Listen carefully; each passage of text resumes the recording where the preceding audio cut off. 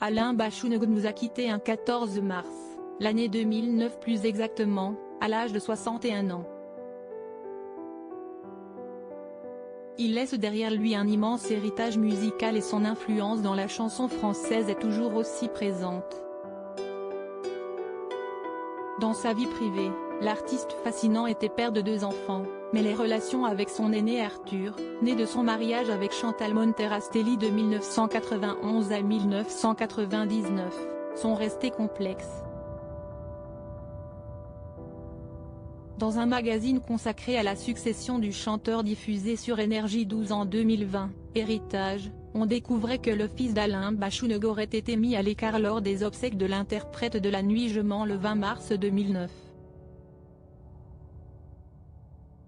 Un processus qui aurait commencé avant, la veuve du chanteur ayant été accusée de l'avoir écarté de son fils et de son passé. La cérémonie à Saint-Germain-des-Prés elle se passe d'une façon encore frustrante, humiliante pour Arthur qui est traité comme un étranger, qui ne se trouve même pas dans le carré avec la famille. Il est parmi les autres invités, avait écrit Bernard Pasquito, auteur du livre Les Héritiers, édition Anne Carrière. Une distance qui est née quand Alain Bachung s'est remarié avec la chanteuse Chloé Mons, mère de leur fille Popée.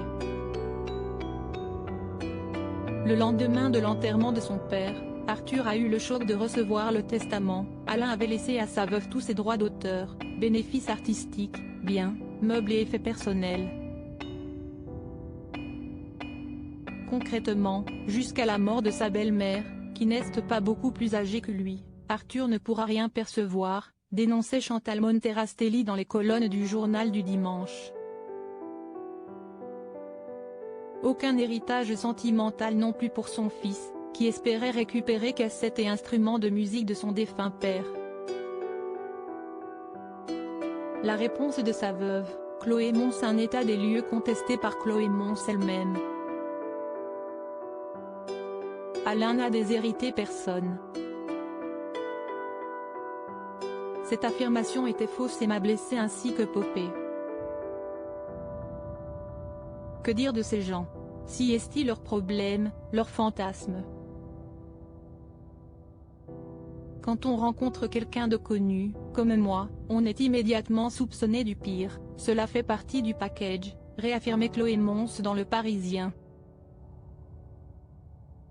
À propos de la relation père-fils, elle avait également apporté son éclairage. Quand j'ai rencontré Alain, il était seul comme un chien.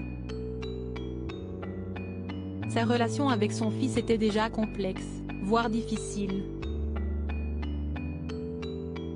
Mais c'était leur histoire, je ne peux pas m'exprimer dessus.